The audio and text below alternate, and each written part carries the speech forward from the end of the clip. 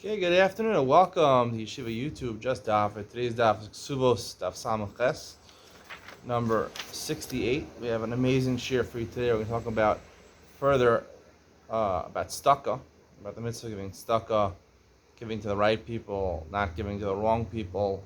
Ben Zion will elaborate on a famous dictum in Chazal called Malam Einav Min Tzedakah. You take your eyes away from tzedakah, you turn a blind eye to tzedakah. It's like you worshipped Avodah Zarah. What exactly does that mean? And we'll be discussing in the Mishnah on Daf Samach and Aleph how much a father who's not present, how much can you assume he will give as a dowry to his daughter, his loving daughter, his daughter he loves so much, but he's not around to tell you how much he's going to give her. Is he going to give her an apartment? Does he not have to give her an apartment? Find out coming up today. All right, let's start at the bottom. Samach and Bees. 3 lines from the bottom. Rabbi Abba, Havasayir Zuze B'Sudari, continuing with the theme of tzedakah. They wanted to do it privately. A lot of the big Rabbanim wanted to give tzedakah in private, right? The person who got it should know who they got it from. They should know who they're giving it to. Havasayir Zuze B'Sudre, he would tie some money in his shirt and his scarf. And he would turn the scarf, with the money to the back of his neck. It would come into the neighborhood of poor people. He would eventually, let the money fall out of his scarf onto the floor in the neighborhood of poor people so they can come and take it. However, he would slant his eyes in a way, to make sure people that were actually rich didn't need the money, shouldn't take it.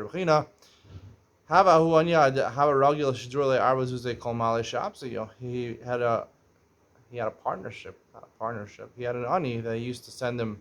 He liked him a lot. Send him $400 every Erev Shabbos. He wasn't available. He sent his wife to give it to him one Erev Shabbos. She came back. He doesn't need the money. What'd you see over there? Please. They're saying, should we use our silver tablecloths or our gold tablecloths or silver tablescapes? Makes more sense. I don't think they make tablecloths out of gold or silver. Tablescapes are made out of gold and silver. Upon hearing this, felt like he was duped. He understood it.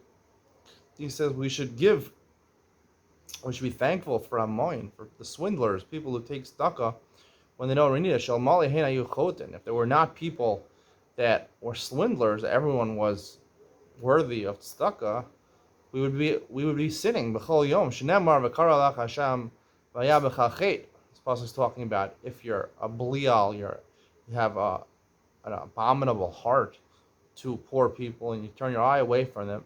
They're going to call out to Hashem, and you're going to have a sin. Tani Rabbi Chia our Rab midifti Rishub and Karfa Omer kol malam einam and tzedakah kilu oved avos. Anyone turns as a blind eye from tzedakah, he's not going to give charity. It's like he worships Avodah Zarah. Make sure you shouldn't have any bad thoughts in your heart. It says elsewhere by Avodah Zarah, Yasu Anashim B'nei Blial. It calls people who do Avodah Zarah B'nei Blial. Here it's also like worshiping Avodah Zarah. It's a little weird that he says this because, the fact that the Gemara in various places says that Hashem makes it that people who are not worthy end up giving their tzedakah. The Bnei Adam she'enan huganim, people that are not worthy of getting tzedakah, they're swindlers, they're cheaters. So it sounds like you're not getting the mitzvah when you give to someone who's not appropriate. Here it says, I guess it's a good thing that they're swindlers, so it sounds like you are getting the mitzvah. That difficulty will address an Ian Ben Sion coming up next. Someone who blinds his eye to look like a homeless man. He gains excess fat. He just keeps on eating. Or someone who walks with a cane, to show that he's disabled, He's taking stock, he's taking charity, welfare from the government, let's say, he doesn't want to work. So he's doing this. He's gonna eventually need to take tzedakah rightfully, because he's going to actually become disabled. Someone who takes tzedakah, he doesn't actually need tzedakah. eventually he's going to need to take tzedakah. Tanasam, it says in Mishnah, Peya ein mechayvin osel limkor es beso es klei tashmisho, right? Someone who is an ani. The Gemara defines it as someone who has less than $200 in his bank account. $200 is what Misakas Peya says. I guess it is with 200 shkolim. He has very little money in his bank account, so we don't say we allow him to collect tzedakah because he can have a little bit in his bank account. You don't have to sell. You don't have to sell your house. You don't have to sell kli tashmisho, your utensils that you use. Below, the Gemara asks the question: this Mishnah and Peah, the Bride says, "Ayam mishamash b'kli zahav, mishamash b'kli kesef." He used to be using gold utensils, gold silverware. Use silverware. I call it silverware for a reason. B'kli kesef, mishamash b'kli nekosher. If he has silverware, you should use copper silverware. Amar Rav Zvid lo kash, have a mita or bronze. Amar Rav Zvid lo kash, have a mita v'shulchan havkosas v'karos. When it comes to your cups and your plates, your utensils, right, your silverware, that you should be able to keep for yourself. When it comes to your bed and your table, that you should sell and get in for yourself and not take from tzedakah. The Mishnah koses v'karos is low. Why don't you have to sell your utensils, your cutlery, your cups, your plates? The Amar Me'isili, he says, I was used to gold utensils, gold cup, my gold goblet. It's disgusting for me to use silver goblets. Mita v'shulchanami, right? A bed, if you had, a Sealy Posturepedic mattress, to go to one of those Israeli mattresses is pretty hard. A shulchan, a fancy, mahogany table. It's hard to go to the oak table. Amarle lo makabel. I can't stand these things. Amarava brei deraba macharesha de kaspa. No, when it says we're talking about you have to sell to a lower standard, that's talking about your work utensils, right? You had a silver plow. That's how you used to plow your field. You don't really need to be silver. You need the work to get done. You want to show off that you have a fancy John Deere brand name material, John Deere equipment. So it's made out of silver and it's a brand name that you sell. It's not so important here.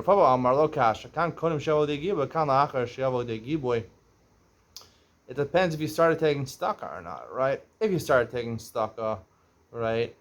So if you started taking tzedakah already, so then basically, and that's why you're less than $200 in the bank account. So,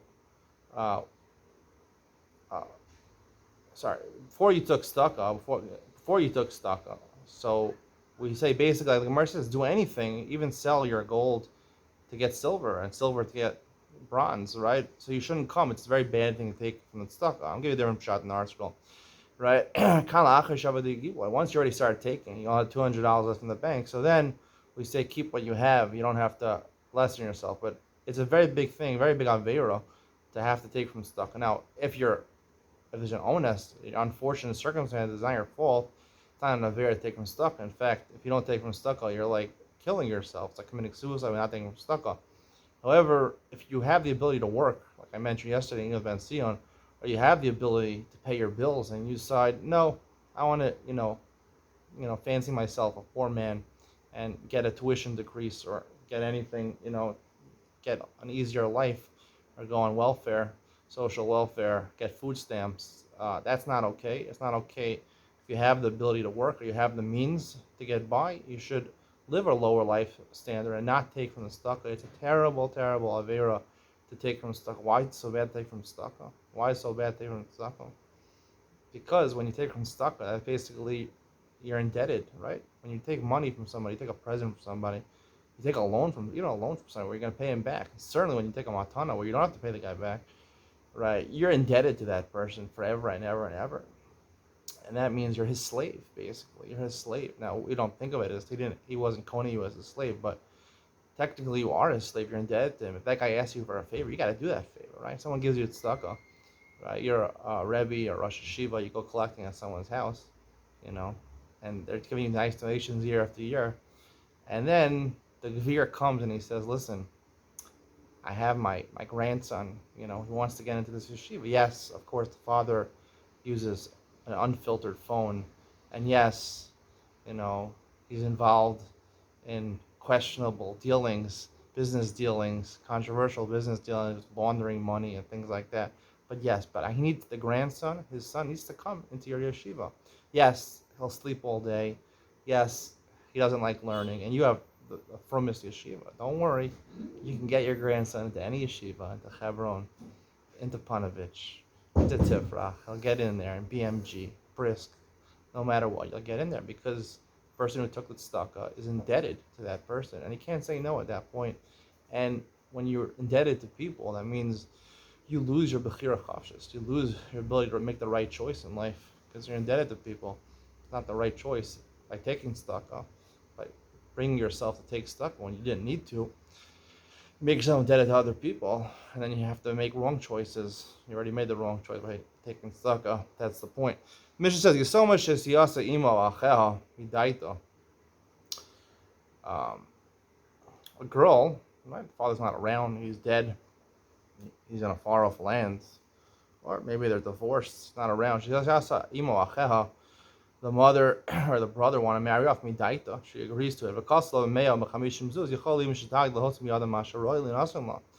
They wanted to get off easy. They only gave her $100, $50 in order to pay for her dowry, right? But her father he died, and he left a big estate. So when she grows older, and she realizes, wow, my father had a lot of money in the bank account, she could demand how much her father should have given her. We'll see there's the Mishnah. There's two different ways to evaluate this.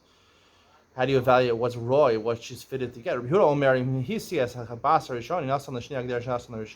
evaluating, according to Yehuda, is you go after what we assume the father would have given. So if he gave a certain amount to the first daughter, we assume he'll give the second amount to the second daughter. We'll see in the Gemara, it doesn't, even if he didn't give to any daughters, based on his generosity, that'll be a way of determining. We go after the assumption of what the father would give. That's Rabbi Yehuda's opinion. Sometimes he's poor and becomes rich, or he's rich and becomes poor. See, it doesn't mean literally rich and poor. It means sometimes people are stingy and they become very gracious. Sometimes people are gracious, they become stingy. We evaluate how much it's worth, and you give her. Generally, the Gemara says about 1/10 of his property goes for a dowry. Whereas Amar Shmuel, the Parnasa Shaman Ba'av, when it comes to Parnasa, which is a dowry, the Gemara is assuming. So you evaluate based on the father, based on the assumption of what the father would give. Mesu, we asked from a question from Brisa, bonus the daughter, after the father dies, are fed and nisparnes. Nisparnes, the Gemara assumes means, we'll see, to get a proper dowry from the assets of their father. Kate said, we don't say if her father was around. This we assume he would have gave her. You evaluate his property and give her a 10th. My love, parnasa zabal. Isn't parnasa mean? Slicha, ani moser shir. I'm sure the hechol nasan svi. Huh? Or the base medrash or la agaf. So the Gemara says, we don't say that. You give her a 10th of the nechasim. My love pronounces abal. We're talking about the dowry that goes to her husband. Amar of Nachmar. Yes, love pronounces atzma. We're talking about clothing for herself. Now she's not getting married. Hani zonas from nisparnos kasani. It says nizonas nisparnos. My love achas pronounces abal. Achas pronounces atzma. Isn't included in mizonos or the food. All her basic needs included. Her clothing is included. And misparnos obviously means the dowry she gives her husband. No. One's talking about food and drink, and one is talking about her clothing. Tanan. Mishnah says, sometimes he's poor and he becomes rich, or he's rich and becomes poor. That's in the Mishnah says, the Cham's opinion.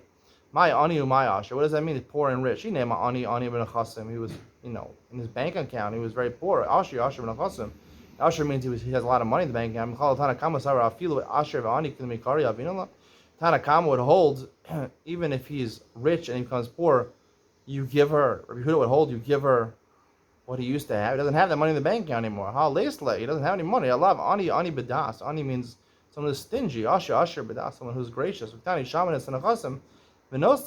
still the Chum say, you give 1/10. Almalo zina basar. So you have the Shmuel. Rabbi Yehuda holds, right, like Shmuel, but the Tanakama, who's the accepted opinion apparently in our Mishnah, argues on Shmuel. The Gemara says, the Gemara answers opposite. Huda Amar Rabbi Yehuda. Shmuel holds like Rabbi Yehuda. The first opinion of the Mishnah. The Snaz, the Mishnah says, Rabbi Yehuda Omer, Hisi is Bas Rishoni, Nasan Lishni, Akidar Nasan Lishona. He says you do based on the assumption what he would give. Maybe more than 1/10 or less than 1/10. The name Allah Rabbi Yehuda. Say Allah is Rabbi Yehuda. Yamar Allah Rabbi Yehuda. Shmuel just said Allah is Rabbi Yehuda. Hamamina Dafka Hisi the Gali Daidi. Like Rabbi Yehuda says in the Mishnah. Right? Only where he married off at least one daughter, where he showed how much he gave. Although he never married off any daughters, low, then we would still just standard would be 1/10. Kamash Malan. Time with Rabbi Yehuda. The reason Rabbi Yehuda, he's explaining the reason Rabbi Yehuda. Doesn't matter whether he married a previous daughter off or not. It doesn't make a difference. The reason Rabbi Yehuda mentions the fact that he married a daughter off, tell you even in a case where he showed that he's a gracious person or a stingy person, we don't go after the assumption. We always give 1/10. I'm like Rav Chisda, Darshia Mishmech. Rav Chisda, they have a drasha in your name. Allah Rabbi Yehuda. We pass like Rabbi Yehuda. I'm like, hey Rava Kol Kihani Mili Malyas and Tiru Shubishmai. It should be the will of Hashem that all my words should be darshan like that. Meaning he was very happy that they found out that he passed like Rabbi Yehuda. Mi Amar Rava Hachi Rava says Rabbi Omer Bas and he tells him and tells us Chasa. Rabbi says a daughter that is nourished from the brothers, meaning the inheritance of their father, she gets 1/10. Amar Rabbi Hilchas Rabbi. Rava said about this Hilchas like Rabbi. Right, like Rebbe, 1/10, not what we assume the father would give, which would be either more than 1/10 or less than 1/10, or 1/10, if that's what the father gave. Lo kasha, hada amidnei had lo amidnei. Right, Rebbe agrees that if there's no way of figuring out how generous the father is, we don't have records of his charity, of his philanthropy, we don't know how generous a person is, so then we go with the standard of 1/10, lo amidnei. Midnei, however, if we could assume, right, we have records of his philanthropy, and he's like Warren Buffett, he's giving out a lot of money, so we can assume he'll give it to his daughter also. It makes sense. There's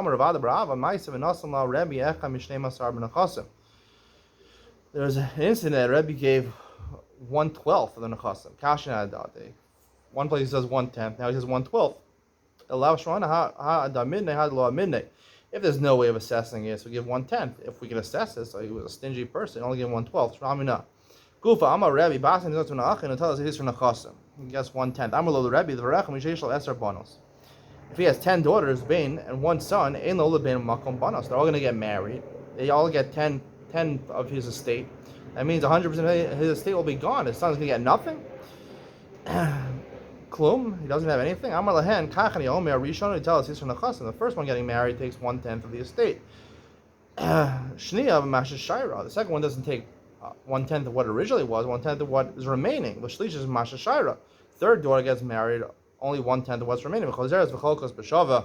However, assuming the Gemara understands at this point, if he has 10 daughters, so it's going to come out, if you did that 1/10, right, and 1/10 of what's remaining for 10 daughters, it would end up being 65%. There would be 35% left for the son, and 65% for the 10 daughters. So you divide that up, 65 divided by 10. So each of them gets 6.5% of the estate. So the Gemara immediately asks, on top of Sam Chedim and Beis, Kol Chad V'Chada the Nafshashach, that you go after when she got married. When she got married, she's entitled to 10%. The first one gets full 10%, not 6.5%. Hachi Gamar. In Bo Kulam Linase, what do you mean to say? If they all get married at the same time, 10 weddings at the same time, Ka'achas Chokos B'Shava, they want to get married at the same time. So then, the only way of properly dividing is each of them gets 6.5%. Misayele, the Rav Masa.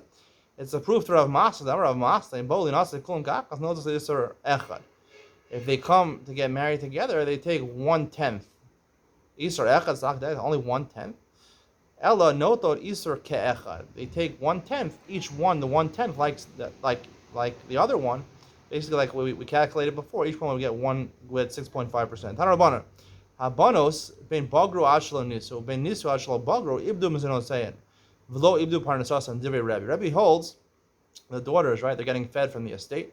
So if they become Bogaris, 12 years old in 6 months, and then they get married, or they got married before Bogaris, so they lost Mazonas. So we learned earlier on Daf It and Gimel, they lost their right to get nourished from their estate of their father, right? The husband during Erusin is supposed to help them out, and after Nisuin, the husband does help them out with their Mazonos.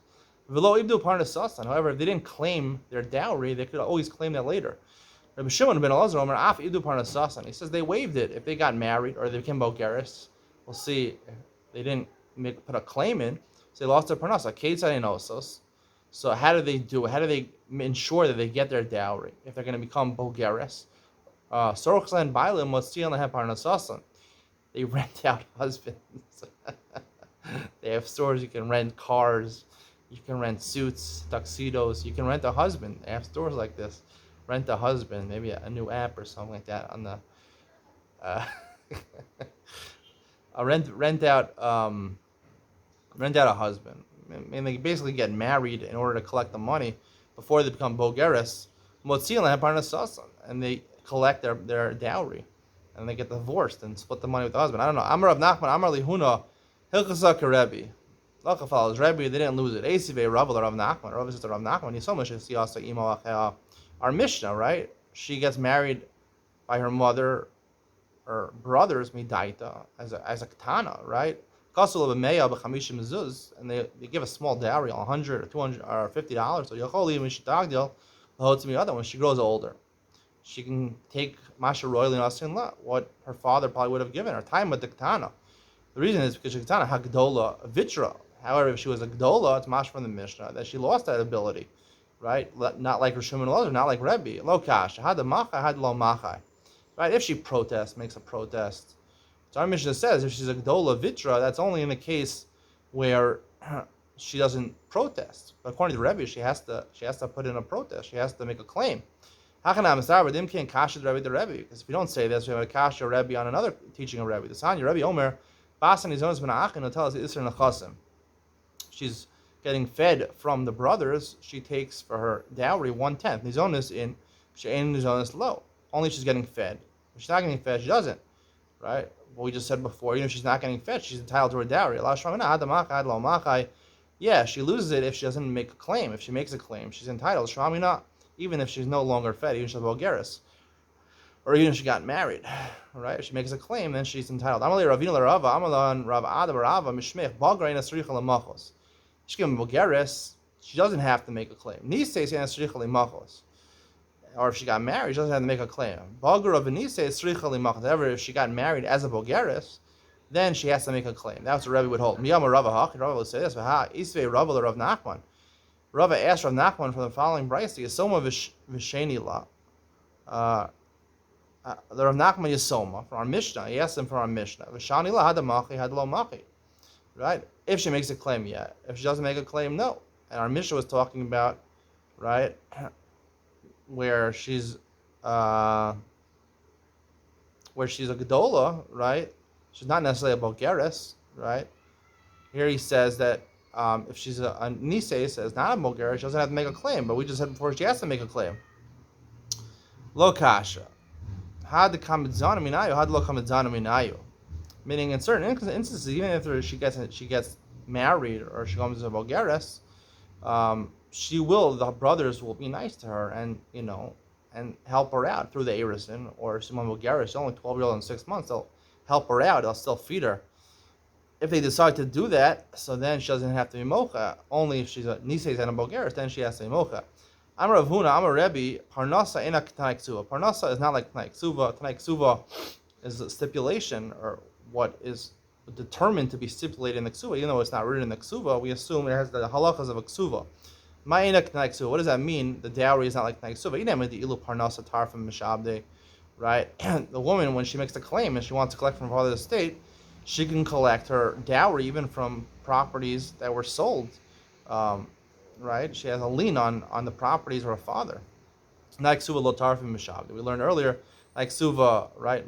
Mazonos for the daughters and the almana, and ksuvas would be different. That you don't collect from mishabde. You might come ashmalan. What's the chiddush? I might simchal you. Well, stealing parnasa, and stealing mazonos. We know that already, right? We know. It's very popular in Beis Din. They're always collecting from Mishubadim. They're collecting from properties with a lien on them for dowries, but not for mazonos. Parnasa gabi nami metaltali, right? Parnasa or dowry you can even collect from movable objects, not just from real estate. With Tanai Ksuva makarki gabi metaltali lo gabia, and Tanai Ksuva, anything which is stipulation in Ksuva can only be collected from real estate and not from movable objects. The Rebbe idi magabia gabia. According to Rebbe, he holds. even a Tanai Ksuba can collect it from Metalton Sanya. Echan Chasim Sheishan Achrayas, Echan Chasim Sheishan Achrayas, Motzil Mozan Isha Labanos, Divrei Rabbi. According to Rabbi, whether it has Achrayas, responsibility, it's real estate, or it's not real estate, it's movable objects, for Mozan Isha Labanos, right? But for the Almana and for the daughters getting fed, which is part of the Tanai Ksuba, you do collect from Metalton. Elamai Parnasa and Tanai Ksuba, Chalitanya, for what halacha? Omer Al Yizono Benosa Menachasa in Shomalo. A person says, before he dies, he says, I have a lot of big estate. I don't like my daughters. I don't want them to get food from my from my from my estate. You don't listen to him. That's Tanai Ksuva. However, he says, I don't want to give a dowry. If he stipulates that I don't want to give a dowry, Parnasa in this aspect is not like a Tanai Ksuva. Tanai Ksuva is part of the Ksuba. When the woman got married to him, she is guaranteed that her daughters will get fed from his estate. However, the dowry is completely, like we learned, up to the father, right? According to Rabbi Yehuda, it depends on the Omdana, what we assume he would normally give, or Eastern Nechasim comes from him. So if he says, I decline, I don't want to give a dowry, that's not essential to their life. They can get married without a dowry. So therefore, he has the right to abrogate that. That's the conclusion of today's share. Stay tuned for Ian with Mansina. We'll talk more about Kolamalim Eina Mestaka, Eskilu Ovid Avodah Zarah. What exactly does that mean? And how do you answer the question I asked during the share? Stay tuned, coming up next.